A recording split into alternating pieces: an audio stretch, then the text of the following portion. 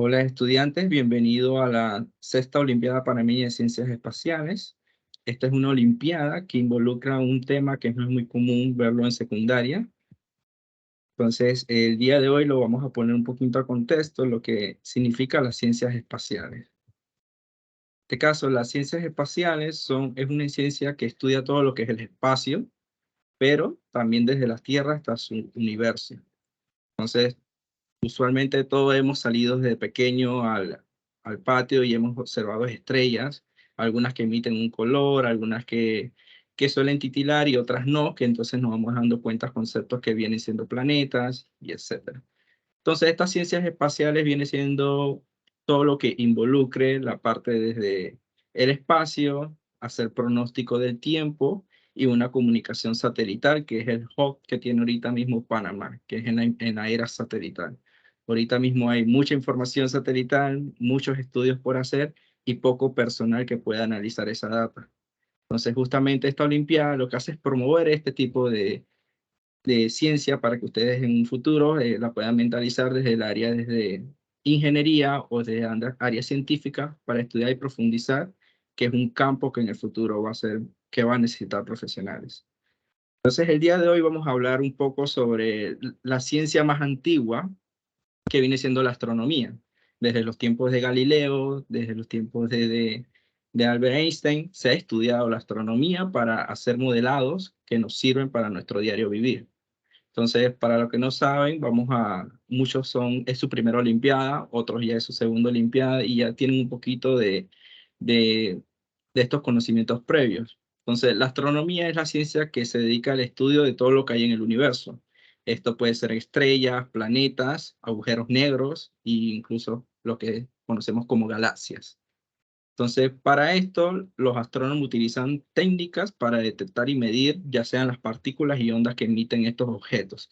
Entonces, lo que hacemos en astronomía es medir toda esa información que nos dan las estrellas mediante equipos que nos permitan caracterizarlo, ver propiedades, ver tamaños desde la Tierra, ya sean telescopio, radioastronomía o cualquier otro tipo de información que podamos captar.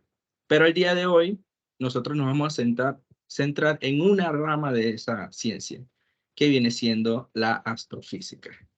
Entonces, como es un tema bastante amplio, el día de hoy vamos a tratar de iniciar con esos fundamentos, es decir, esos pininos para poder ir construyendo conocimiento, pero desde el punto de vista de su conocimiento actual de secundaria. Lo que han visto en cuarto año para los que han iniciado y los que ya están un poquito más avanzados en quinto y sexto. Indispensable del nivel donde ustedes, lo que van a ver hoy, para muchos, para la gran mayoría, va a ser un conocimiento nuevo, por lo que yo los exhorto a mantener, a presentar, a anotar, a hacer preguntas a nuestra capacitadora especialista, que es Diana López, que es una estudiante de la licenciatura en física, que ella ahorita mismo está optando por la licencia en física en su tema de tesis, que es la astronomía, más que todo en área de astrofísica. Ella tiene grandes experiencias trabajando con esta línea, ha hecho proyectos a nivel internacional en estudio de másters, también trabaja con el doctor Ronnie Delgado en el Observatorio Astronómico y ha hecho muchas actividades que desde capacitaciones virtuales, desde el astrocamping, y es, ustedes con ella pueden hacer cualquier duda. No es una experta, pueden haber preguntas que no le pueda responder, pero por favor traten de ser comprensibles en todo lo que puedan hacer. Y eso sí, pregunten y no tengan ninguna duda. Entonces dejo con ustedes a Diana López con el tema Fundamentos de Astrofísica como nuestra primera capacitación. Listo, muchas gracias Kevin por la introducción. ¿Me escuchan bien?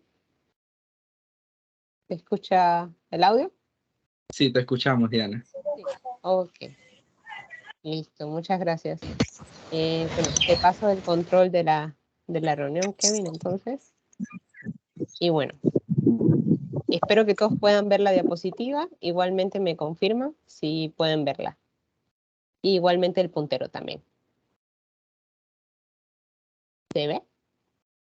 Sí, ya te están haciendo reacciones.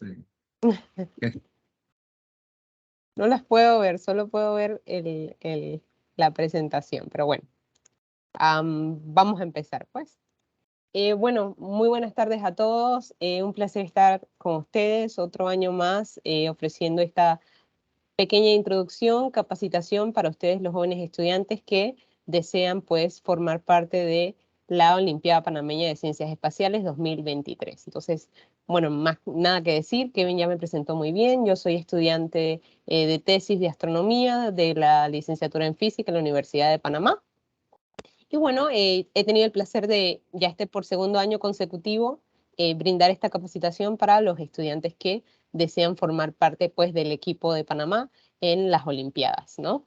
Entonces, bueno, empezando, el día de hoy vamos a tratar de tocar cinco temas, cinco temas principales que son una introducción de la luz como onda electromagnética, luego de esto hablaremos un poco de la radiación de cuerpo negro, también de las líneas espectrales, así como el efecto Doppler y el diagrama HR. Quiero iniciar con una pregunta para que rompamos el hielo y a la vez ustedes interactúen un poco, ¿sí? La pregunta que les quiero hacer, voy a pasar al Teams para ver, necesito que levanten la mano, por favor, para que mantengamos un orden, es si alguno maneja el dato de cuál es la estrella más cercana a nuestro sistema solar. ¿Cómo se llama y más o menos a qué distancia está? Ok, bueno, veo varias manos, voy a decir un nombre, me disculpan si no fue el primero, Guillermo Barría levantó la mano.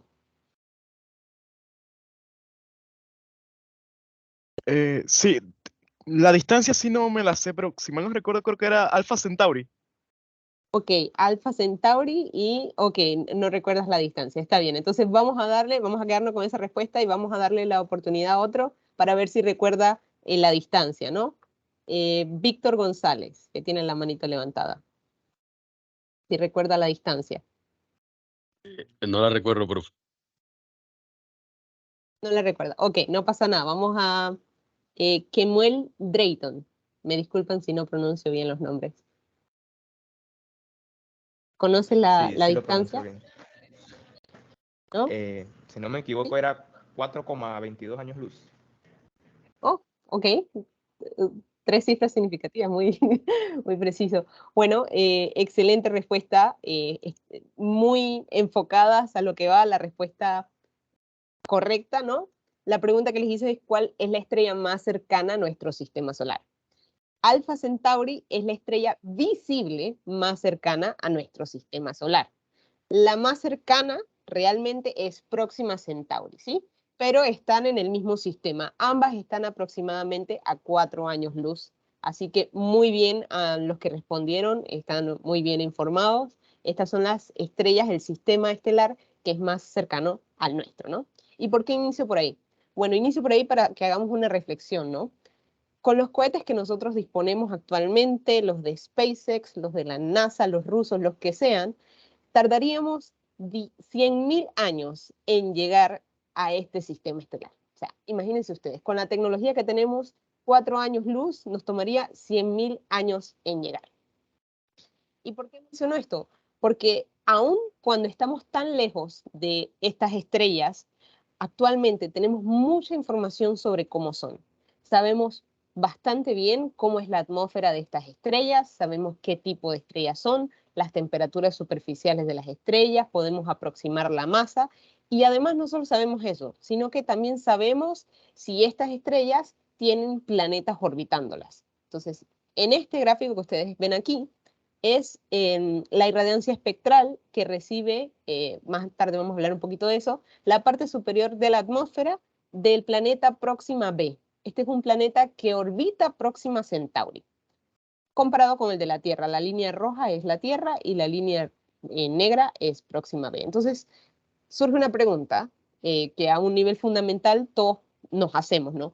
¿Cómo es que conocemos tanto del universo, de las estrellas, de las galaxias, si no hemos llegado a enviar ni cohetes ni sondas, ¿no? Entonces, en esta introducción vamos a hablar sobre cómo nosotros desciframos la información del cosmos en la astrofísica, ¿no?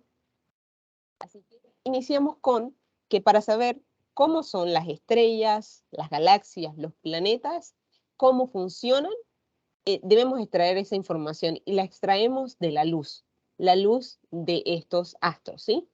Ahora, en astrofísica, algo importante es que cuando nos referimos a luz, no solamente estamos hablando de luz visible, sino que estamos hablando de todo el espectro electromagnético, ¿sí? Entonces, si nosotros podemos descifrar este código, es decir, la luz, podemos aprender muchísimo sobre cómo son los astros, sobre cómo son las galaxias, sobre cómo son los planetas, sobre cómo son los agujeros negros, los púlsares, los cuásares, todo un sinnúmero de objetos astrofísicos, ¿no? Entonces, partiendo de allí, para el astrónomo, para el astrofísico, es vital entender la luz, estudiar la luz, el espectro, la radiación que provienen de los astros, ¿sí? Entonces, cuando hablamos de luz, de aquí en adelante, en esta presentación, yo me voy a estar refiriendo en general a todo el espectro electromagnético, que va a estar compuesto de distintas familias, ¿no? De radiación, vamos a llamarla así. Por ejemplo, la luz visible está entre los 400 y los 700 nanómetros, ¿no? Hacia frecuencias más altas tenemos la radiación ultravioleta, esa que viene del sol, que es dañina para nuestro cuerpo, que puede producir cáncer en exceso. Tenemos los rayos X, que son estos que cuando nos toman la radiografía, los rayos gamma, que se producen en procesos altamente energéticos, procesos nucleares, y hacia la otra parte del espectro visible tenemos la radiación infrarroja, que es esta que determinamos por el calor de los cuerpos, ¿no? La microondas, que es con la que calentamos la comida, y las ondas de radio, que son todas estas ondas que nosotros utilizamos para las telecomunicaciones, dígase teléfono, emisoras, etc. Entonces, dicho esto, vamos a hablar un poquito brevemente de historia, porque no hay mucho tiempo hoy. En el siglo XIX, este señor que ustedes ven aquí en la imagen, James Clerk Maxwell, estudió las propiedades de las cargas eléctricas y estudió especialmente sus efectos cuando estas cargas estaban en movimiento, ¿sí? Entonces, gracias a los estudios que realizó Maxwell, él logró unificar las reglas que gobiernan la electricidad y el electromagnetismo en una teoría coherente, ¿sí? Electricidad y magnetismo, disculpen, en el electromagnetismo, ¿sí? Sino que son dos formas de ver un fenómeno que está intrínsecamente relacionado, ¿sí? Y se creó entonces la denominada teoría electromagnética, que pues nos ayuda a entender muy bien cómo funciona toda la electricidad, cómo funciona todo el magnetismo, ¿sí? Entonces, contándoles un poco la historia, Maxwell estudió lo que ocurría cuando las cargas tenían un movimiento especial que podemos llamar una oscilación, ¿sí? Entonces, Maxwell encontró un patrón producido por estas oscilaciones de las cargas. Encontró un patrón, una perturbación en los campos eléctricos y magnéticos. Entonces, estas perturbaciones se propagaban por el espacio. ¿Cómo podemos nosotros de forma análoga visualizar esto? Un ejemplo muy simple es pensar en una gota de lluvia cuando cae sobre un estanque, ¿sí? La gota perturba la superficie del agua del estanque y crea estas perturbaciones que se propagan en el espacio, ¿sí?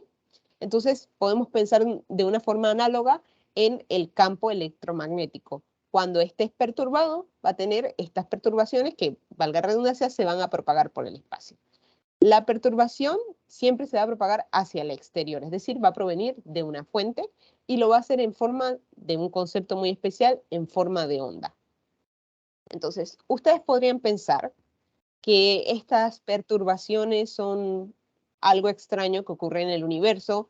Pueden pensar que ocurre, por ejemplo, cuando vemos una chispa o cuando usamos un imán, pero es vital recordar que toda la materia que nosotros vemos, de las que estamos compuestos, de las que están compuestas las estrellas, las galaxias, etcétera, está compuesta por átomos. Estos átomos, ustedes ya habrán estudiado en la escuela, que tienen electrones, de neutrones, protones, y que estos tienen carga eléctrica. Y estas cargas eléctricas están oscilando. Así que, en general, las perturbaciones del campo eléctrico y magnético, o el campo electromagnético, es uno de los fenómenos más comunes en el universo, y gracias a estas perturbaciones se produce la denominada radiación electromagnética. ¿Sí? Entonces, aunando un poco en esto, Entonces, Maxwell en ese tiempo, en esos años, especulaba, porque todavía no se tenía mucha certeza, si la luz era este tipo de radiación electromagnética. Entonces, Maxwell calculó la rapidez con la que se debían propagar estas perturbaciones del campo electromagnético y descubrió que esta rapidez con la que se debían propagar las perturbaciones era exactamente la misma rapidez que se había medido en otros experimentos que correspondía a la rapidez de la luz. De estos cálculos y estos experimentos se concluyó, entonces se verificó finalmente que la luz forma parte de esta radiación electromagnética. La luz visible es parte del espectro electromagnético. Entonces, la luz de las estrellas, todo lo que podemos ver en la noche y en el día, va a estar confinado en un pequeño rango dentro de este espectro electromagnético, ¿no? Que va a estar entre 400 y 700 nanómetros, como les mencioné anteriormente, ¿sí? Entonces, observen ustedes en comparativa, por esto puse este diagrama aquí, la parte que nosotros observamos con nuestra visión es simplemente este pequeño arco iris que ustedes pueden ver. Toda esta otra información que está codificada en las estrellas, en los astros, en las galaxias, no la podemos ver, ¿sí? Pero hemos construido instrumentos que sí nos permiten captarla y analizarla, como lo son los telescopios, ¿sí? Entonces, hablemos un poquito de las ondas, ¿sí?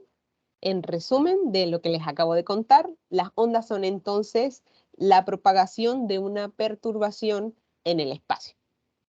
Estas ondas van a tener una evolución espacial y temporal, ¿sí? Eso es el concepto principal que vamos a manejar.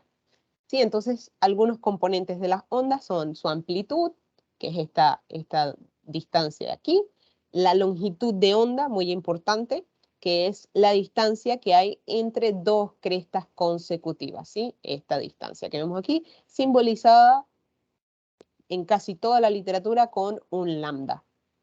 Además de esto, tenemos el periodo, que es el tiempo transcurrido entre dos puntos equivalentes de la onda, así como la frecuencia, que es el número de veces que se repite la onda en un segundo. Otra forma de decirlo, el número de ciclos por segundo, su unidad de medida es el hertz, y se puede calcular, si conocemos el periodo, como el inverso del periodo. Entonces, para la luz visible, como ya les contaba, entre los 400 y 700 nanómetros aproximadamente, vamos a tener todos los colores que vemos. La luz blanca es entonces la combinación de todos estos colores, ¿sí? Entonces, hacia el extremo de mayor longitud de onda, tenemos al color rojo, hacia los 700 nanómetros, limitando con el infrarrojo, y hacia el extremo opuesto, el de menor longitud de onda, tenemos el violeta o los colores azulados, ¿no? Que están entonces rozando con el ultravioleta. Entonces, una característica muy importante, en especial de las ondas electromagnéticas, es esta propiedad que está aquí, ¿sí? La longitud de onda por la frecuencia va a ser igual a la rapidez de la onda.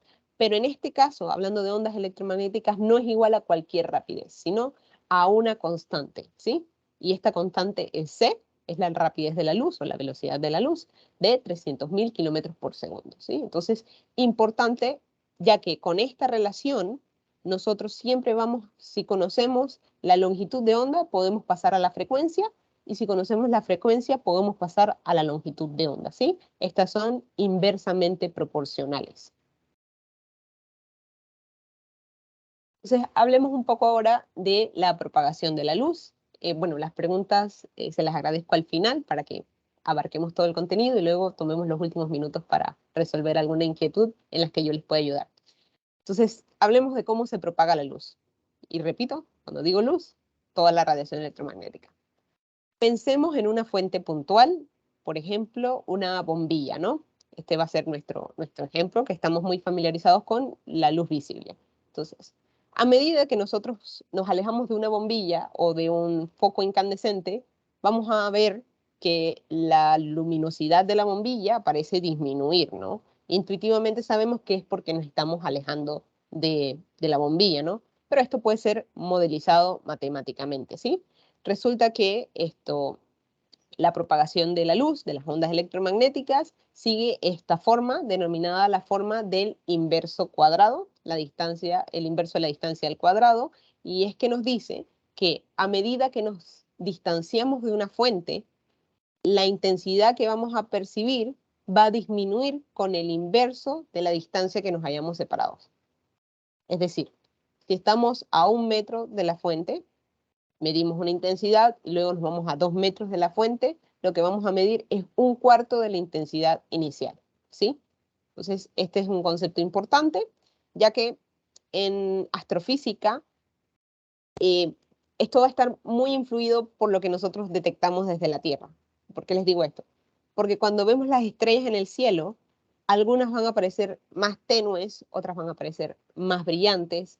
Entonces, no es cierto que porque una estrella parezca más tenue que otra, significa que realmente es más tenue, sino que es posible que esta estrella se encuentre muchísimo más lejos y la luz se esté extinguiendo, ¿sí? Entonces ese es un término que se utiliza en astrofísica, la extinción, que es qué tanto pues baja esa magnitud de la estrella con la distancia, con si hay una nube de polvo interestelar entre nosotros y la estrella. Entonces, muy importante manejar estos conceptos, ¿no? Entonces, hablemos un poquito de radiación y atmósfera terrestre, ¿sí? Como les mencioné anteriormente, principalmente lo que nosotros aquí como seres humanos, con nuestros ojitos, percibimos del cosmos es la luz visible. Nosotros no somos capaces de detectar ondas de radio con nuestro cuerpo, ¿no? Entonces, ¿por qué esto es posible, no? Principalmente porque hay ventanas, ¿sí? Hay ventanas atmosféricas, por decirlo así. O sea, hay capas de la atmósfera que dejan pasar cierta radiación y hay otras capas que pues no la dejan pasar. En el caso de la luz visible, casi toda la luz visible de los astros penetra la atmósfera y la podemos ver desde aquí, desde la Tierra. Es por eso que podemos instalar telescopios en regiones con buen clima, como Chile, Hawái, etc. Incluso podemos poner un telescopio en el patio de nuestra casa y observar la luna, los planetas, incluso nebulosas, ¿no? Entonces es precisamente por esta ventana. Sin embargo, hay otra ventana muy importante que es la ventana del radio, ¿sí? Esta ventana de radio nos permite analizar la información que viene de los astros, que está codificada en las longitudes de onda del radio. Entonces, como ustedes pueden ver acá, la radiación infrarroja no la podemos detectar desde la Tierra, así que tenemos que mandar estos satélites o telescopios que estén orbitando la Tierra para poder captarla. También lo hacemos con los rayos X y también con los rayos gamma. Obviamente también podemos enviar estos telescopios de luz visible, como lo es el Hubble o también el James Webb, a ver mejor, ¿no? Porque la atmósfera ciertamente nos va a opacar mucha luz, pero sí la va a dejar pasar, ¿no? Entonces esto es bastante importante para que sepamos más o menos ubicarnos cuando nos dicen radiotelescopio, telescopio de rayos gamma, dónde está, si está fuera de la Tierra o si está adentro de la Tierra. Entonces, el tipo de radiación electromagnética que emiten los cuerpos, especialmente la radiación térmica, depende de la temperatura. Y eso es uno de los puntos importantes que vamos a tocar el día de hoy. Vamos a conocer, primero que nada, qué relación hay entre la temperatura de un cuerpo y el tipo de radiación electromagnética que estos emiten. Entonces les he colocado aquí una imagen muy preciosa de la Vía Láctea en rayos X. Entonces, como ustedes pueden ver aquí, los colores obviamente son ilustrativos, pero tienen gran significado, ¿no? Entre más brillante significa que es una fuente de rayos X más potente, ¿no? Entonces, por lo menos aquí podemos ver varias regiones de formación estelar, como lo son, está la superburbuja de Cygnus, aquí se están formando estrellas, también en la nebulosa de Orión se están formando miles de estrellas. Además, otras cosas que son muy brillantes a los rayos X es los remanentes de supernova. Vela, si no estoy mal, me parece que Vela es exactamente un remanente de supernova. La Gran Nube de Magallanes es una galaxia, ¿sí? Una galaxia que nos acompaña a nuestra Vía Láctea y también es brillante en los rayos X, ¿no? También hay una fuente que es muy interesante, si ustedes quieren investigar, es este el nombre, no me lo sé en español, pero este es el nombre de esta fuente de rayos X que aún se está estudiando para ver de dónde proviene pues toda esta radiación X.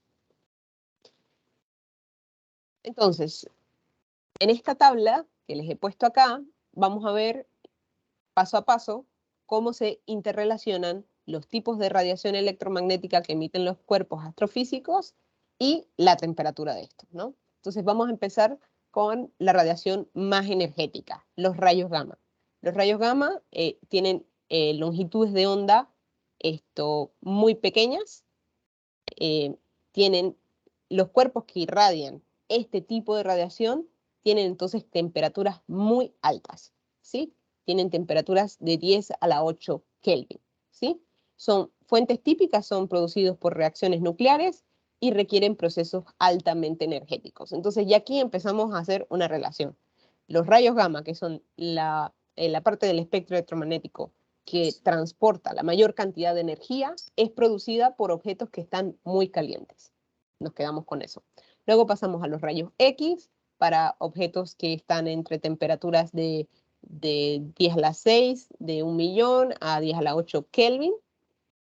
Y fuentes típicas son gas en clústeres de galaxias, remanentes de supernova o la propia corona solar. Luego pasamos al ultravioleta, de 10 a la 4 a 1 millón de Kelvin, que son remanentes de supernova, estrellas muy calientes.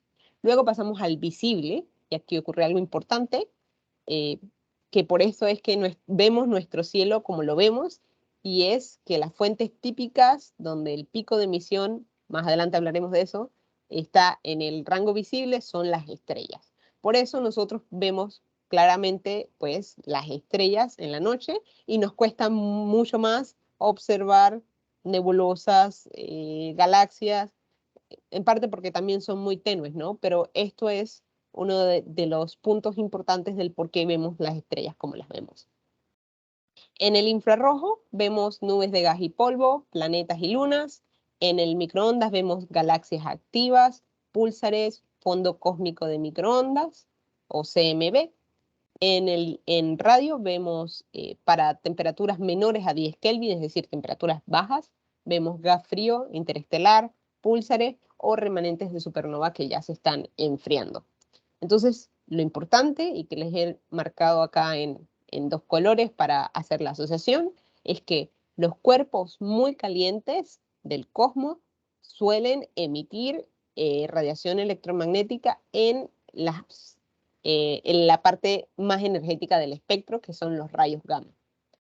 Los cuerpos más fríos del cosmos suelen emitir su radiación en la parte pues, de menor frecuencia o menos energética, que son las ondas por lo menos de radio o microondas.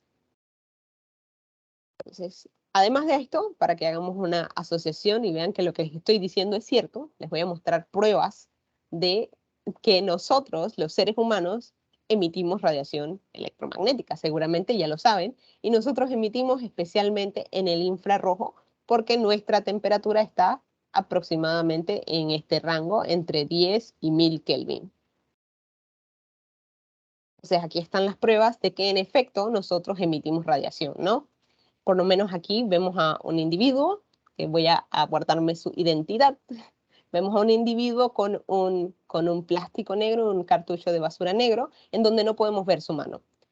En el otro lado tenemos la imagen de una fotografía tomada con una cámara infrarroja, en donde sí podemos ver su mano, ¿no? Porque su mano está emitiendo calor y lo está emitiendo en forma de ondas infrarrojas.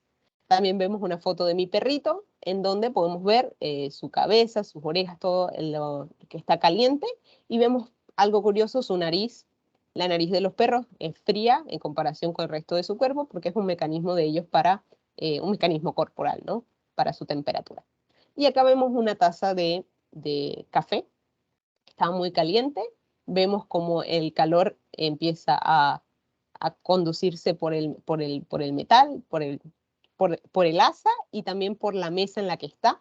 Entonces, esta es la parte en la que nosotros tomamos la taza y está separada para que no se transmita el calor y no nos quememos, ¿no?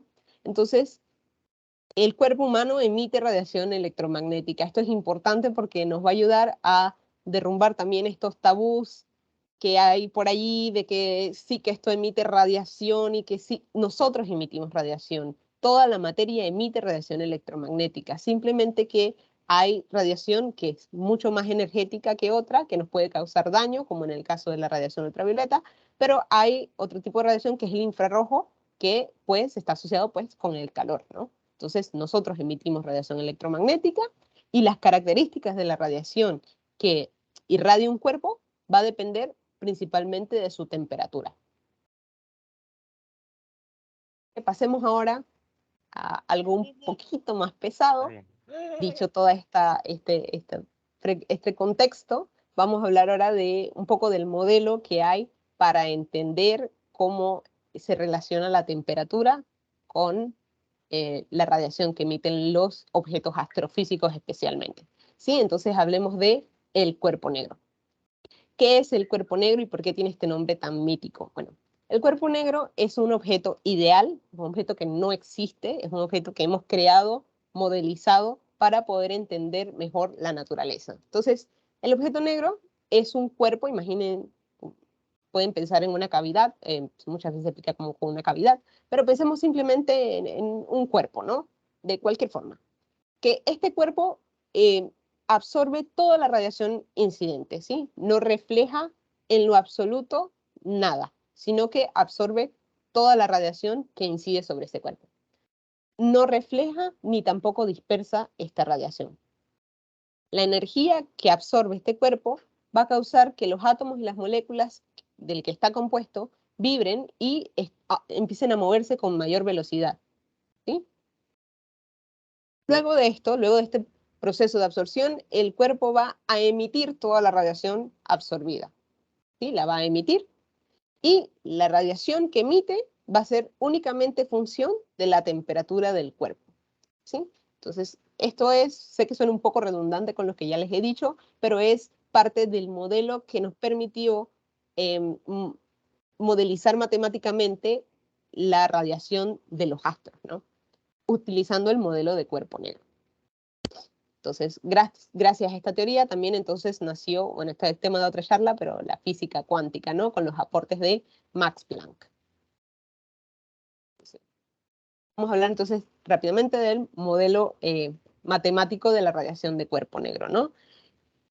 Si tomamos ese cuerpo negro que yo les mencionaba y le asociamos una temperatura, por ejemplo, como ven en estas gráficas, 3000, 4000, 5000 o 6000 Kelvin, y nosotros logramos medir la radiación que emite ese cuerpo negro que hemos modelizado, vamos a observar estas curvas que ustedes pueden ver en este momento en la pantalla. ¿Sí? Estas son las curvas de el espectro de radiación de cuerpo negro de cuerpos negros a estas temperaturas, ¿sí? Entonces, vamos a empezar a caracterizar estas curvas. La primera, uno de los puntos más importantes es que observen ustedes que, bueno, en el eje de las X tenemos la longitud de onda de la radiación que emite el cuerpo y en el eje de las Y tenemos la intensidad de la radiación en unidades arbitrarias. En este momento no nos interesan las unidades, pero saber que esta es intensidad y esto es longitud de onda. ¿Sí? Y recordemos que si tenemos longitud de onda, podemos hacer la relación con la frecuencia, ya que son inversamente proporcionales. Entonces, primero que nada, la radiación que emite un cuerpo negro se da en todo el espectro. Como ustedes pueden ver, está distribuido a lo largo de todo el espectro electromagnético, es decir, a lo largo de todas las longitudes de onda. Es decir, un cuerpo no emite en una sola región, sino que emite en todo el espectro. Pero una de las cosas características es que va a tener un pico. Cada una de estas curvas va a tener un pico. A medida que aumenta la temperatura del cuerpo negro, el pico de la curva de emisión se va a desplazar hacia las pequeñas longitudes de onda, como ustedes pueden ver aquí por los puntos rojos, ¿sí? Entonces, para un cuerpo negro de 3000 Kelvin, su pico de emisión va a estar más o menos aquí en 1,2 micrómetros. Para un cuerpo de 4000 Kelvin, su pico de emisión va a estar aproximadamente en 0,9 micrómetros.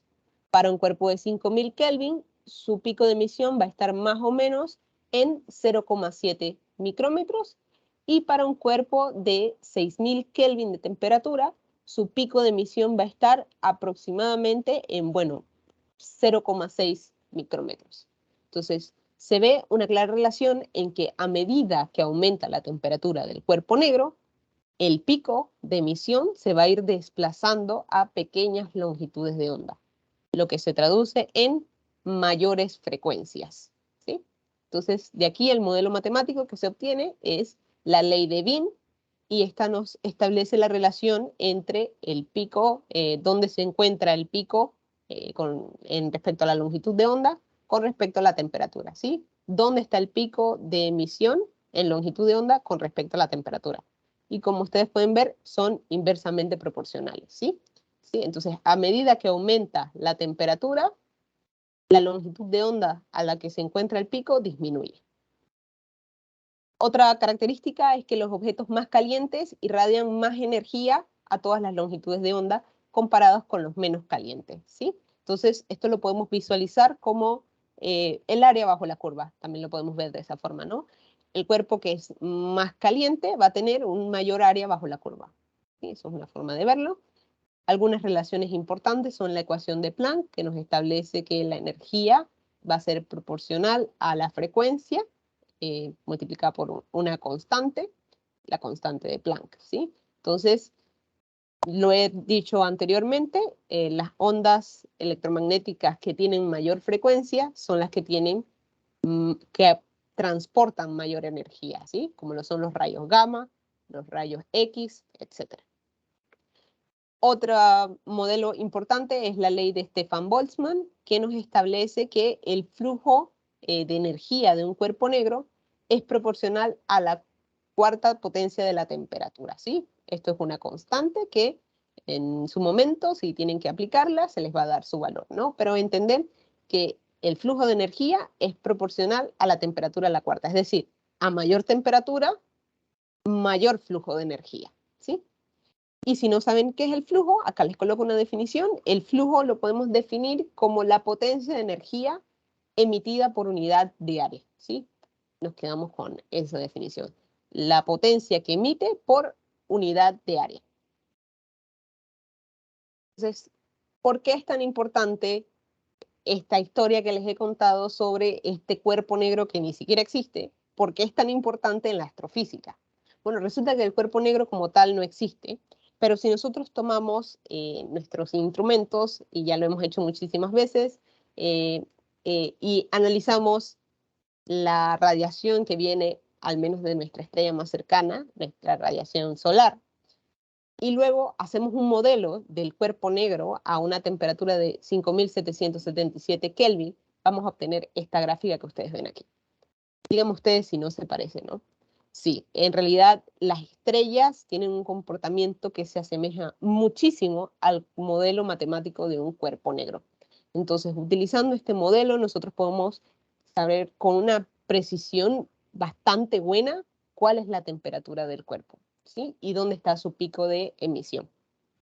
Así que bueno, eso es la importancia de conocer todos estos modelos, ¿no? Porque nos ayudan a desarrollar las herramientas y las técnicas para analizar la radiación que nos vienen de los objetos astrofísicos. Así que hablemos ahora de la dispersión de la luz. Voy a tomar un poco de agua, disculpen.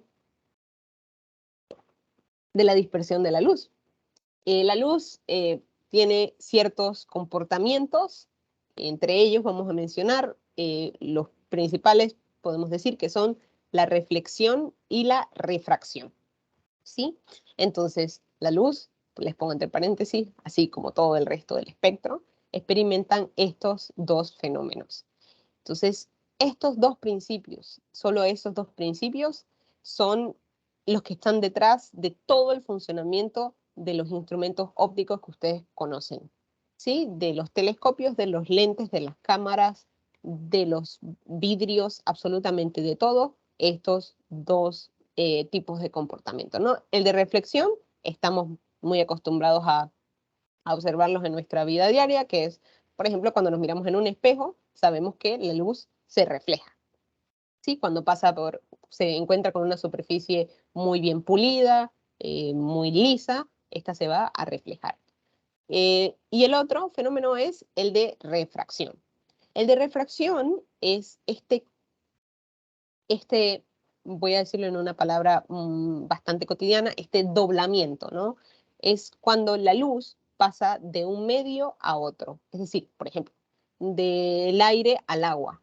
La luz se refracta, es decir, que se dobla, ¿sí? Se va a doblar. Su camino no va a ser recto, ¿no? Se va a doblar.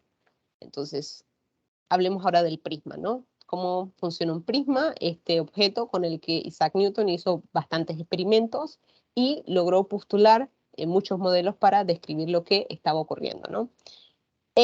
Usando un prisma nosotros podemos descomponer la luz, y esto es increíblemente útil en astrofísica, poder descomponer la luz, ¿sí? Porque utilizando instrumentos ópticos, entonces podemos ver cada una de las franjas de este espectro visible, ¿sí? Entonces, rápidamente, ¿cómo funciona un prisma? La luz va a pasar de un medio a otro, que es del aire al vidrio, lo va a hacer, se va a doblar, y luego va a tener que pasar por una segunda, voy a intentar hacer zoom aquí, va a tener que pasar por una segunda interfase, por un segundo cambio, que va a ser del vidrio al aire, ¿sí? Bueno, ¿qué resulta? Que la luz, para ser más específica, las distintas longitudes de onda no se doblan de la misma manera, ¿sí? El color violeta no se dobla igual que el color rojo, ¿sí? Entonces, gracias a esto, el ángulo, por lo menos el ángulo de dispersión del violeta, es mucho mayor que el ángulo de dispersión del color rojo. Gracias a esto nosotros podemos ver un arco iris, ¿sí? Porque la luz blanca se está entonces descomponiendo en cada una de sus longitudes de onda, ¿sí? Entonces, a este fenómeno se le conoce como dispersión. ¿Por qué les hablo de dispersión? Porque ahora les quiero hablar de líneas espectrales, ¿sí? Entonces, hay dos tipos de líneas espectrales principales, que son las líneas de absorción y las líneas de emisión, ¿sí? Vamos a explicar brevemente un poquito la historia. En 1802, William Wollaston publica algunas propuestas de tipos espectrales, es decir, de tipos de estrellas, observando estas curiosas líneas oscuras que se observaban al descomponer la luz de la estrella, ¿sí? Uno descompone la luz de la estrella utilizando un instrumento óptico y observaban estas extrañas, digo extrañas porque en ese momento no se conocían, estas extrañas líneas oscuras. Se dieron cuenta que para algunas estrellas solían concordar entre sí, pero para otras eran distintas, ¿no? Entonces se empezaron a clasificar, empezamos a agrupar aquellas estrellas que se parecían entre sí, como ustedes pueden ver acá. Sirius, Vega, Altair, Regulus, los agruparon en grupo 1, grupo 2, grupo 3, grupo 4, ¿no? Entonces, estas fueron las primeras clasificaciones estelares que fueron publicadas por allá por el año 1870. Además de eso, dejando eso de lado, eso fue en la astronomía, en los laboratorios, en física, habían unos patrones que ya se conocían. Y estos patrones son estas líneas de emisión. ¿Qué son estas líneas de emisión? Voy a hacer un poco de zoom. Resulta que cuando tomaban lámparas de gas, son lámparas uno pone un gas dentro de la lámpara lo que hace es calentar ese gas y luego uno observa la lámpara a través de una rejilla de difracción y empieza a observar estos patrones, ¿no? Ya se habían observado en los laboratorios estos patrones de distintas lámparas de gas, como son aquí el ejemplo del sodio, el hidrógeno, el calcio y el mercurio. A la fecha en la que esto se hacía, no se entendía bien el fenómeno. Entonces, para entender completamente esto, a qué se debían estos fenómenos de estas líneas que parecían concordar para grupos de estrellas o para tipos de gases, bastó con entender por completo la estructura atómica. Así que esto ya se conocía, pero no fue hasta hace un poco más de 100 años que se logró entender por qué ocurrían estos fenómenos de líneas espectrales de absorción y emisión. Así que bueno, sé que queda poco tiempo, pero voy a intentar explicarles de forma general cómo funcionan estas líneas de emisión y absorción, ¿no? Entonces, cuando se desarrolló los modelos pues, de la estructura atómica, hubieron varios modelos, el modelo de Bohr, el modelo de densidad. Vamos a utilizar en este caso el modelo de escalera o de niveles para entender. Bueno, resulta que los electrones en un átomo, si alguno está dando química, ya lo habrán visto, no están desordenados, ¿no? Alrededor del átomo. Los electrones están le llamamos orbitales, están en niveles de energía, están en niveles de energía muy precisos, ¿no? No pueden estar en un nivel intermedio, sino que están en 1 o están en 2. No hay un escalón intermedio. Así que los electrones de todos los átomos están organizados en estos niveles de energía. Bueno, resulta que cuando un fotón, es decir, esta partícula que porta la radiación electromagnética, o decir, una onda electromagnética, logra colisionar con uno de estos electrones que está en un nivel, lo va a excitar. Y lo va a excitar haciendo que éste suba de nivel. ¿Sí? El electrón va a absorber esa energía, por eso digo que porta la energía, el electrón absorbe esta energía y sube de nivel, sube a un nivel más energético. Esta subida, a este salto que va a dar el electrón, va a ser esto igual a la energía que portaba ese fotón. Al cabo de una fracción de segundos, el electrón va a caer a un nivel más estable, porque los niveles de mayor energía son más inestables. Entonces va a caer a un estado más estable y lo va a hacer emitiendo otro fotón. Y el fotón que va a emitir va a aportar la misma energía que la diferencia entre estos dos niveles a los que brincó. ¿Sí? Entonces en este caso el fotón va a brincar de aquí, a acá. El fotón va a brincar, un momento que se me adelantó. Absorbe la energía, brinca un nivel, luego en una fracción de segundo vuelve a un nivel más estable, un nivel más bajo de energía, y lo va a hacer emitiendo un nuevo fotón. Ese fotón va a aportar la energía de la diferencia de estos dos niveles, ¿sí? Entonces, a grosso modo, esa es la explicación de por qué ocurren estas líneas de absorción o emisión, ¿sí? Es porque son fotones con energía muy específica, con longitudes de onda muy específica, que son o removidos o aportados por la excitación de la materia. Vamos a explicarlo así en un término bastante general, ¿no? Entonces, más físicamente, ¿cómo ocurre en el universo? Imaginemos una estrella, imaginemos que tenemos una nube de gas. Entonces, esta estrella, ya vimos por la radiación de cuerpo negro que emite en todo el espectro electromagnético, podemos nosotros tomar instrumentos ópticos, descomponer su luz visible y vamos a obtener el espectro continuo. Pero, ¿qué pasa? Que por lo menos la estrella tiene una atmósfera, ¿sí? O puede haber gas entre la estrella y nosotros. Entonces, la luz de la estrella que pasa directamente por esta nube de gas, esta nube va a remover ciertas longitudes de onda que se va a evidenciar como estas líneas oscuras, ¿sí? Este es el espectro de absorción. Ahora, ¿qué ocurre? Si esto ocurre por mucho tiempo, que usualmente es así porque el universo tiene muchísimos años, este gas siempre va a ser excitado, se va a calentar. Entonces, este gas, además de absorber estas longitudes de onda, también va a emitir.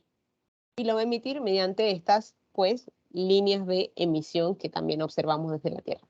Entonces, son dos formas de ver un fenómeno que está muy relacionado, ¿sí? En uno, los electrones están ganando energía y están quitando longitudes de onda, están quitando fotones, y en otra, este gas ha sido excitado y va a empezar a emitir radiación.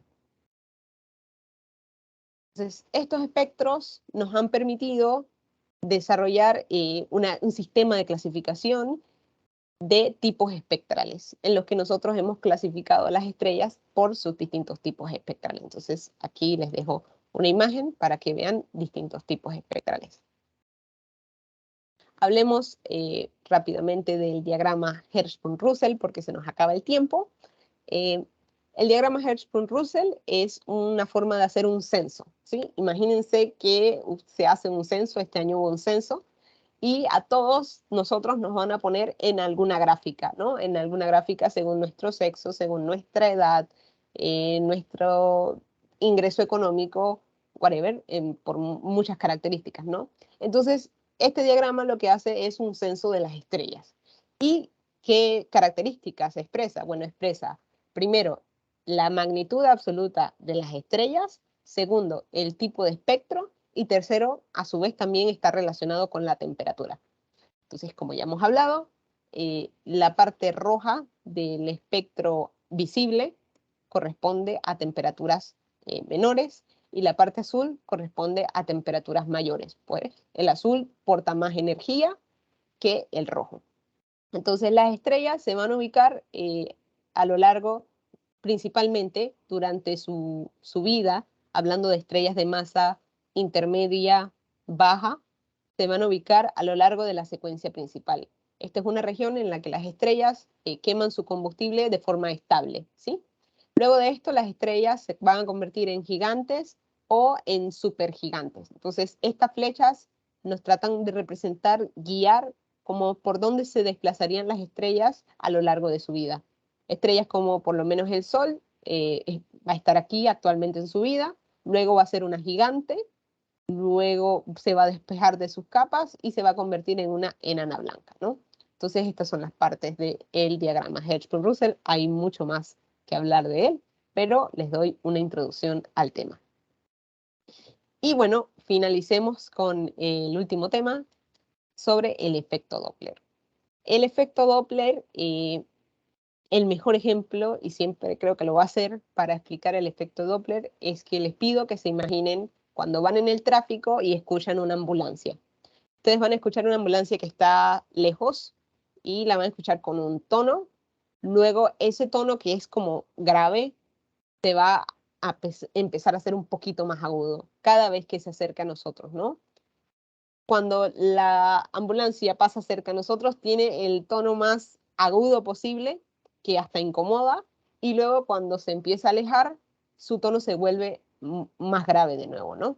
Entonces lo que estamos en ese caso escuchando es un corrimiento de la longitud de onda de las ondas de sonido, ¿sí? En ese caso son ondas de sonido, ondas de presión que van en el aire, que están llegando a nuestros oídos. Como la fuente se está acercando a nosotros, vamos a tener esa percepción de que el tono es más agudo y cuando se aleja, que el tono es más grave. Algo muy similar ocurre con la radiación electromagnética, ocurre con la luz, ¿sí? Entonces, les dejo el modelo matemático porque se nos está acabando el tiempo para que lo estudien, pero con lo que quiero quedarme y dejarle a ustedes es con este corrimiento al rojo, o también llamado redshift, que es cuando una fuente se aleja, ¿sí? Por ejemplo, una estrella que se está alejando o una galaxia que se está alejando. Cuando se dice del corrimiento al azul o blue shift, es que una fuente se está acercando a los observadores. Y para ilustrarles, les muestro estas gráficas. Aquí el observador, nosotros estamos aquí en la Tierra en el punto verde, y observemos primero el naranja. Cuando el naranja, este es el planeta B, se aleja de nosotros, vamos a esperar que se aleje, observemos, se corre hacia el rojo. Cuando el naranja se acerca a nosotros, se corre hacia el otro extremo, que está el azul. Lo mismo ocurre para este cuerpo A. Similarmente ocurre con las galaxias. Y para terminar, pues les dejo con la aplicación de este redshift, y es que a inicios del siglo XX el señor Edwin Hubble empezó a observar los espectros de galaxias y se dio cuenta de que estas galaxias estaban corridas al rojo. Y no solo eso, sino que se dio cuenta que las galaxias que estaban más lejos estaban aún más corridas al rojo. Gracias a este descubrimiento del señor Hubble, pudimos tener las primeras indicios de que nuestro universo no era estático, sino que nuestro universo se estaba expandiendo, y además de que se estaba expandiendo, lo estaba haciendo aceleradamente. Bueno, para terminar, les dejo estas referencias. Ambas son lecturas en inglés. Me disculpan por no poner ninguna en español. Si manejan el inglés, en la primera es open source. Pueden entrar y descargar el libro y van a encontrar muchísima información de gran utilidad para que realicen su prueba. Así que bueno, muchas gracias y perdonen por pasarme 5 minutos. Excelente presentación, Diana, muy didáctica. Pueden levantar sus manos para hacer unas preguntas, como unos 15 minutos de preguntas, lo que alcance. Ajá, Okay. voy a ir en orden. CA tiene una pregunta, ¿sí? Buenas. Ahí en el modelo de expansión del universo aparecía MPC, o sea, se expandía a 3260 megaparsecs. Se expande muy rápido. Sí, acá. ¿A dónde lo vio? MPC. Ajá. 400 megaparsecs. Este megaparsecs es el radio de, voy a tratar de explicarlo, el radio máximo al que se ha hecho las mediciones de las galaxias que se alejan con este redshift, ¿no?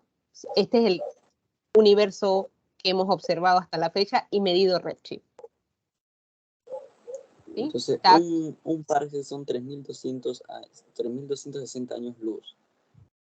Hay bastante ahí. Sí, correcto. Sí, ahí es bueno resaltar que representa esa unidad, si es una longitud o si es una velocidad. Sería bueno que explicaras eso un poquito, Diana. Correcto. Bueno, megaparsecs es una unidad de longitud. ¿Sí?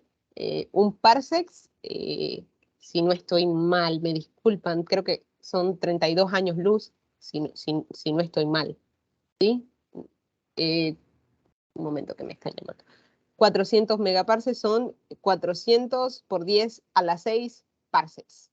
Entonces, ahí pueden ir practicando la conversión, ¿no? De cuánta distancia es esto.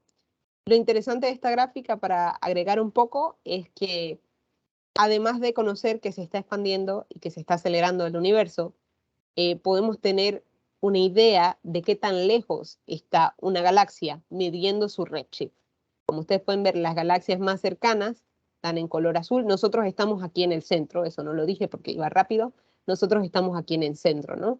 Hacia acá no podemos ver porque está la Vía Láctea.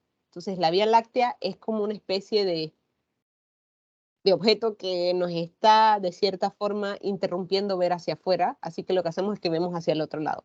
Y entonces, a color verde ya son galaxias moderadamente distantes, y ya los colores rojos, que son redshift muy altos, son galaxias muy lejanas. Para agregar eso. Sí, tenemos una segunda pregunta por Seiji. ¿Se me escucha bien? Perfecto. Sí. Bien, una consulta. En la parte de las líneas espectrales, ¿se puede expresar de que la parte oscura es la parte donde la energía se absorbe? Sí, en efecto puede verse de esa forma. Sí, aquí está, cuando están las líneas oscuras. Sí, en efecto, son fotones que son removidos del espectro porque son absorbidos por los electrones, en este caso de una nube de gas. Así que sí, son fotones removidos. Entonces, como si fuesen quitados. Okay, Ajá, correcto. pero entonces el salto que da el fotón hacia hacia la parte más estable, en ese movimiento ahí se forma el fotón del color que demuestra. No sé si me voy a explicar. Sí, sí, exacto, exactamente. O sea, en una lo va a absorber, como vimos el video, cuando lo absorbe es que lo está removiendo y cuando lo emite es que lo está entonces irradiando. Así que, correcto, lo que estás diciendo, ¿no? La parte en la que el fotón brinca, el electrón brinca es porque absorbió el fotón. Entonces tenemos líneas oscuras. La parte en la que el electrón regresa abajo, emite un fotón y son líneas brillantes. Gracias. A la orden. Sí, tenemos otra pregunta por Elian Alvarado.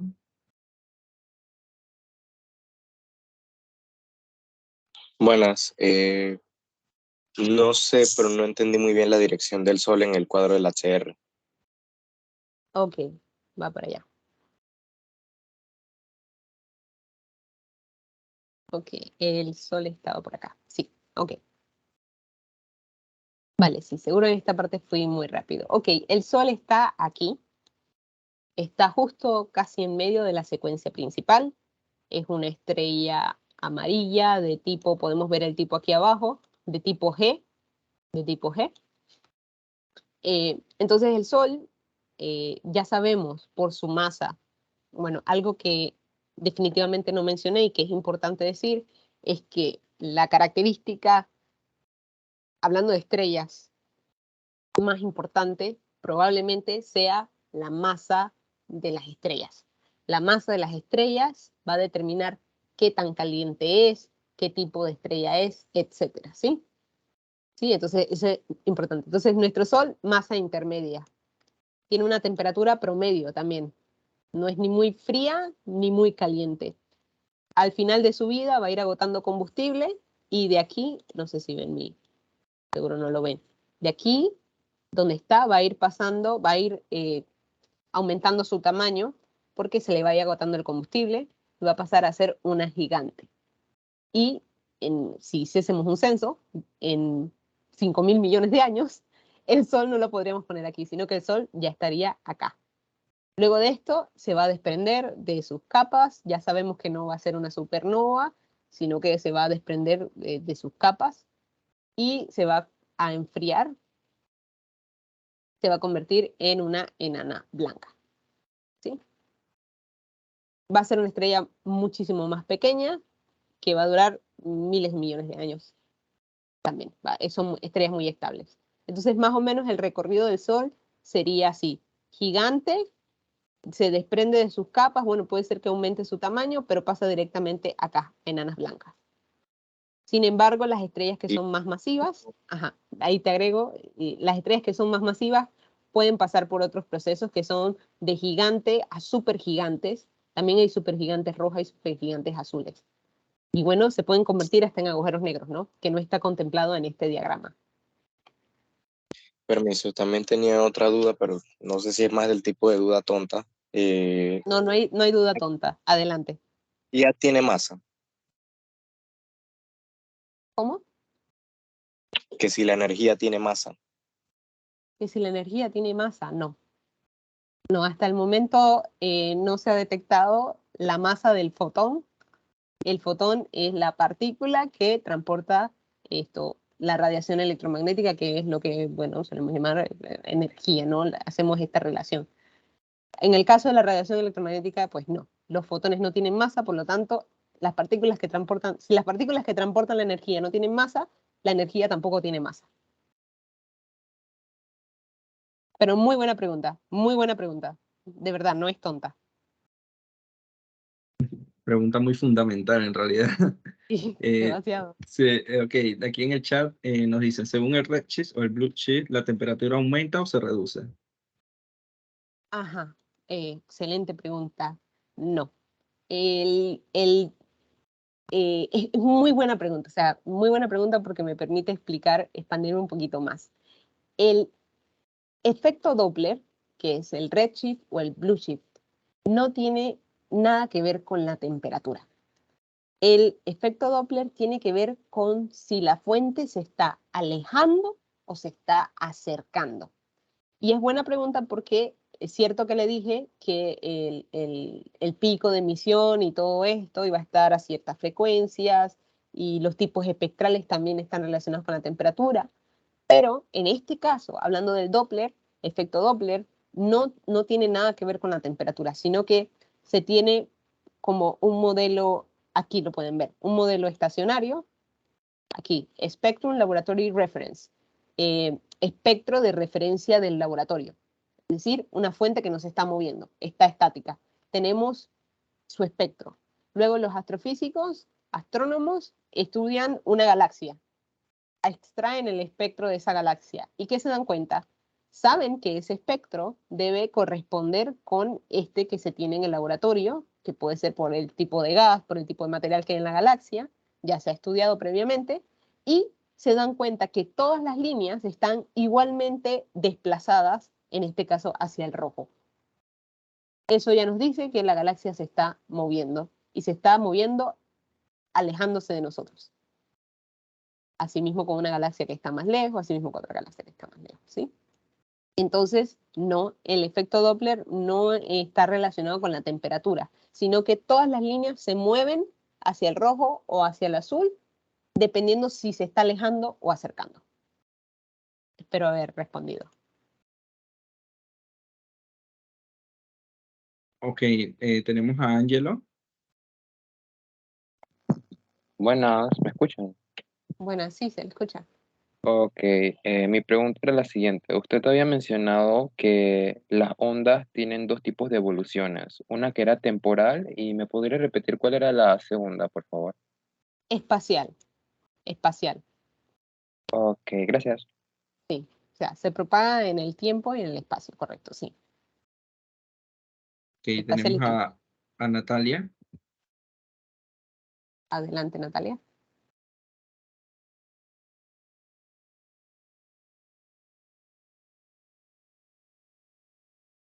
No, no le escucho, Natalia. Ah, ¿ya se escucha? Ahora sí, ahora sí. Ya, es que estaba esperando que se abriera el micrófono. Buenas noches. Buenas Sí. noches. Era en la imagen final donde mostraban la expansión del universo. Quería saber más a fondo por qué es que tenemos ese punto ciego gracias a la Vía Láctea. Ok, muy buena pregunta. Sí, voy a hacerlo con un diagrama porque lo tengo a mano. ¿Recuerdan esto que les mostré al inicio? Que habían ventanas, por lo menos en nuestra propia atmósfera terrestre, que nos permitían ver cierta radiación, la permitían pasar y otra radiación no la dejaban pasar. Que esto es bueno para la vida, porque si no, estuviéramos quemados aquí, ¿no? Si entraran los rayos gamma, estuviéramos fritos, no hubiese vida en la Tierra. Entonces, algo similar ocurre con la Vía Láctea.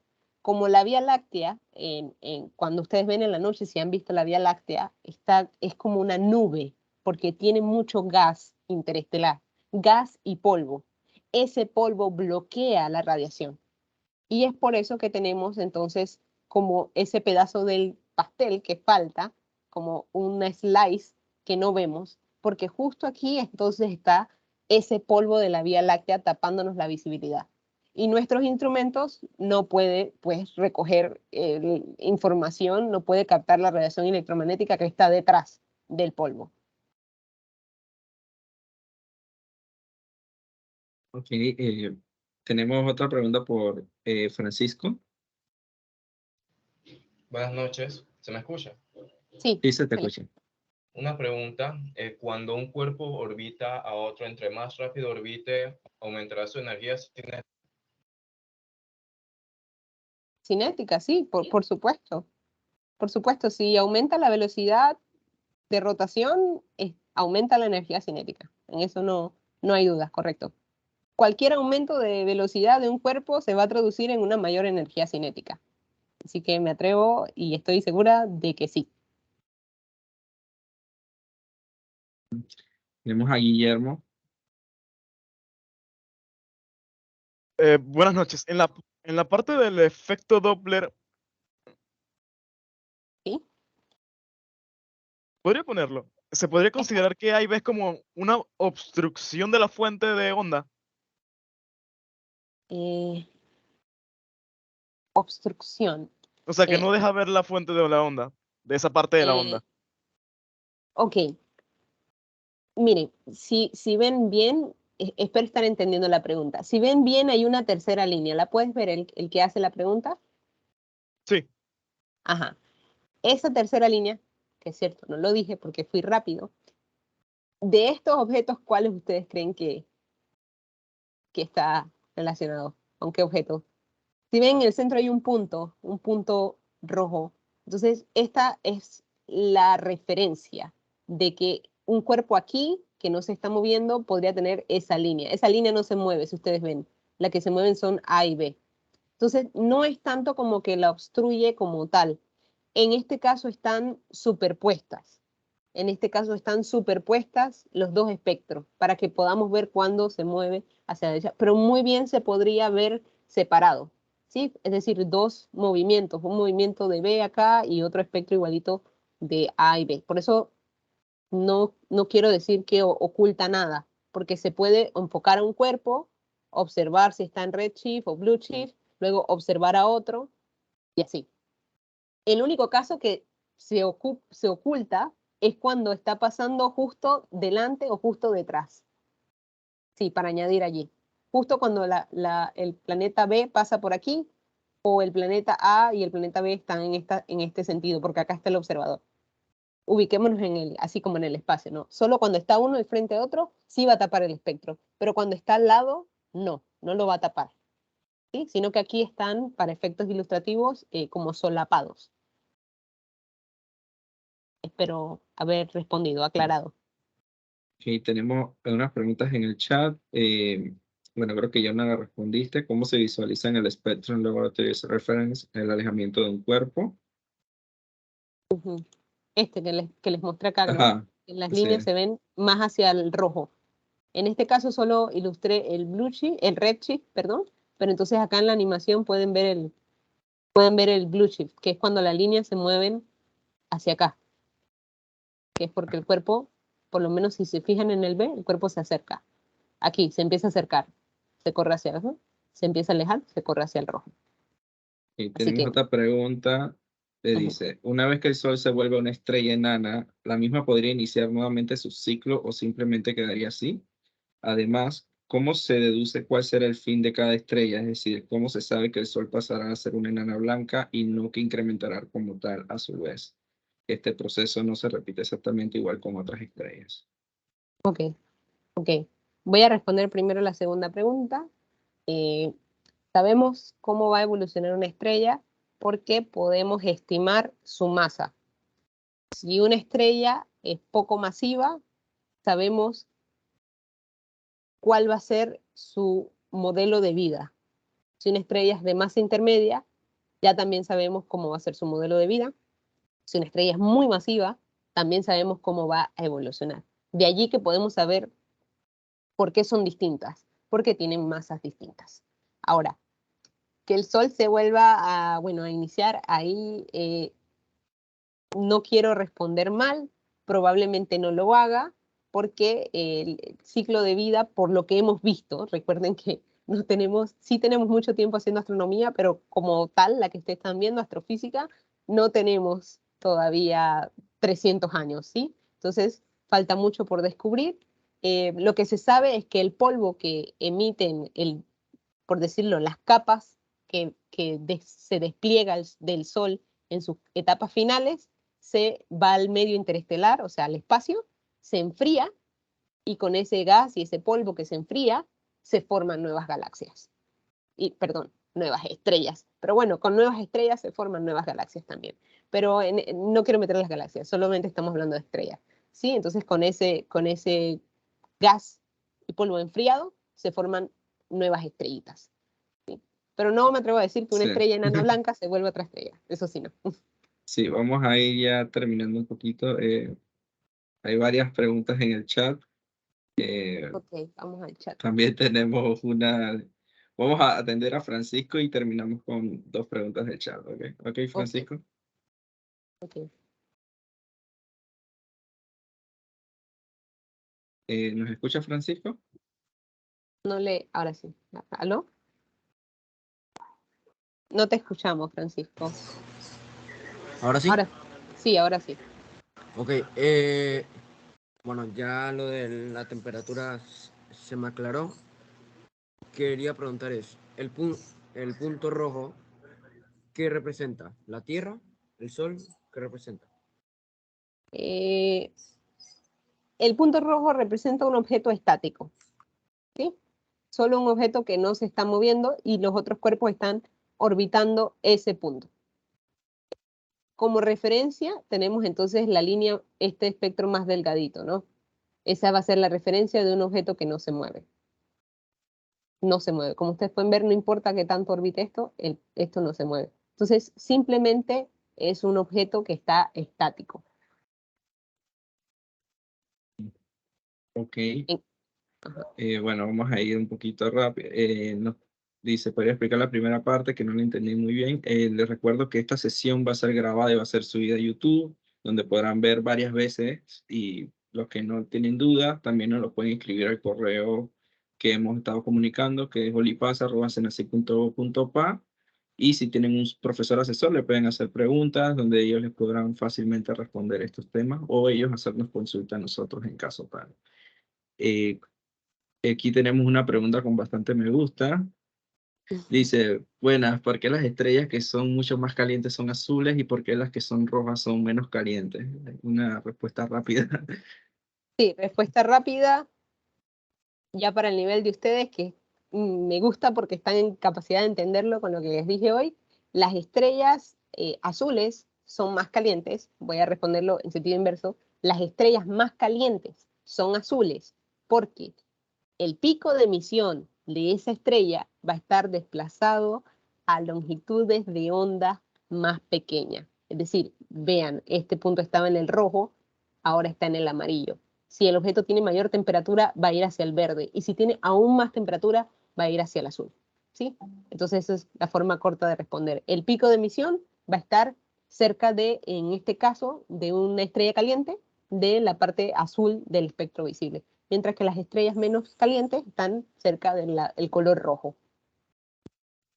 Súper. Aquí tenemos una comparativa. Nos dicen, buenas noches, tengo una duda sobre las ondas. ¿Se puede también relacionar con una cuerda de saltar, ya que tengo entendido que ellas avanzan según su longitud, amplitud y en sentido opuesto a través de un medio pueden tener relación en algo del espacio? Sí, sí, ustedes pueden utilizar distintas analogías para familiarizarse con las ondas electromagnéticas. Recordemos que el sonido es una onda también, es una onda de presión. Las ondas mecánicas son ondas también. Las ondas en el agua son ondas. Las de la cuerda pueden ser ondas también estacionarias. En fin, hay una gran variedad de ejemplos de ondas, en este caso pues mecánicas, que ustedes pueden usar para empezar a familiarizarse con las ondas electromagnéticas, por decirlo así. Bueno, aquí tenemos una duda. Dice, me he enredado. En la Ok. ecuación de E igual a mc cuadrado indica que la energía tiene masa. Producto de la relación si las energías tienen masa o no. Ah, Ok, ok. Pregunta bastante fuerte, pero no. La energía no tiene masa. La energía no tiene masa. La ecuación E igual a mc cuadrado lo que nos dice es que la energía puede ser convertida en masa o la masa se puede convertir en energía, por decírselos en ese sentido. No significa que son iguales. Esa expresión no nos está diciendo que lo que está a la derecha es igual que lo que está a la izquierda, ¿no? Sino que se puede pasar de una a la otra, ¿sí? Quiero que eso quede claro, ¿no? Una masa puede ser transformada en energía, ¿sí? Los átomos tienen energía, ¿sí? Pero no significa que la energía tenga masa, ¿sí? Y que no confundir eso, ¿no? No son igualdades, son relaciones de equivalencia. sí, hay un poquito a ver las proporcionalidades, ver lo Sí, que correcto. hace Igual que que esto se que está cumplan acá. igualdad. Así es. Igual que esto, exacto. No es que la energía es igual a la frecuencia, no. Es Ujú. que podemos utilizar esta ecuación para conocer conociendo la frecuencia de una onda, saber cuánta energía aporta. Eso sería como la traducción, ¿no? Literal de cómo leer esta Ujú. ecuación, ¿sí? Pero no es, Así no, es. la energía no tiene masa, sino que son convertibles. Ujú. También estamos viendo la ecuación ya reducida, porque es un poquito más extensa a lo que llegamos a ver de mc cuadrado. Es un poquito más amplia esa ecuación, Correcto. pero la más famosa es esa que vemos un poquito más sencilla. Bueno, chicos, veo que tienen bastantes dudas sobre el efecto Doppler. Ya Diana nos ha explicado muy bien desde la presentación y ha respondido varias preguntas, así que yo los exhorto a ver nuevamente el video. Me di cuenta que no me presenté. Yo soy Kevin Amaya. Yo soy el líder de la delegación de Panamá ante la Olimpiada Latinoamericana de Astronomía y Astronáutica y junto a un equipo coordino la Olimpiada de Ciencias Espaciales en Panamá, con parte del equipo de SENACI, de la Secretaría Nacional de Ciencia y Tecnología.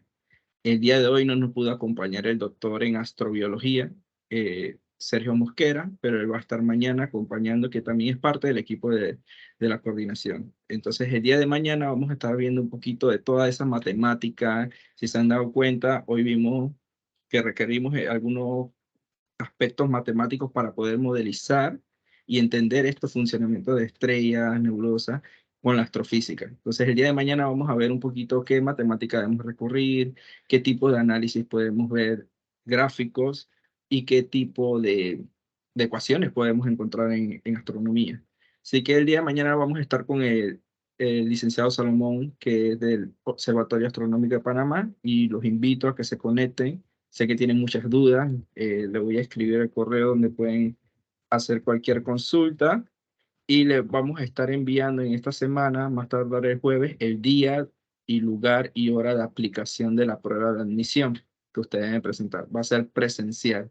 Ya ahorita mismo todos sus nombres están listados en Meduca, así que ya ellos saben que ustedes van a representar a su colegio, a su provincia, para optar por uno de esos cupos para ir al campamento y posteriormente, si son seleccionados, ir a representar a Panamá a nivel latinoamericano. Entonces, recomiendo nuevamente estudiar estas grabaciones. Recuerda que también se les compartió un repositorio virtual donde hay libros, donde hay capacitaciones del año pasado. Allí Diana nos está compartiendo algunas referencias que ustedes pueden descargar. Todo esto va a quedar en el chat. De igual forma, yo estoy en contacto con sus docentes y en caso tal, los que se inscribieron sin docente, me comunico directamente con ustedes. Bueno, antes de despedirnos, sí, Natalia. Ah, sí, es que la información que nos mostraron del PowerPoint, eso lo van a subir al Padlet, ¿verdad? Es que no pude alcanzar a copiar el link que me habían presentado. Ok, vamos a subir el mismo video, esta misma clase, la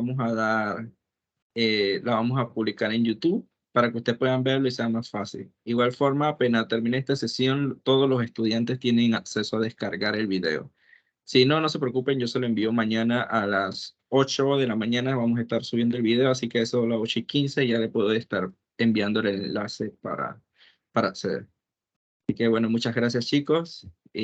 Nos vemos y gracias por la atención. Un aplauso a nuestra expositora Diana López, que ya está en segundo año consecutivo que nos está apoyando en la Olimpiada y son muy excelentes sus capacitaciones. Todos aprendemos de ella y bueno, ella aprende de nosotros con sus preguntas que ustedes hacen, que son muy, muy ingeniosos y a su edad nosotros quizás ni siquiera estamos pensando en esas preguntas y miren ya en lo que ustedes están. Así que muchas gracias y bueno, bendiciones. Nos vemos. Saludos.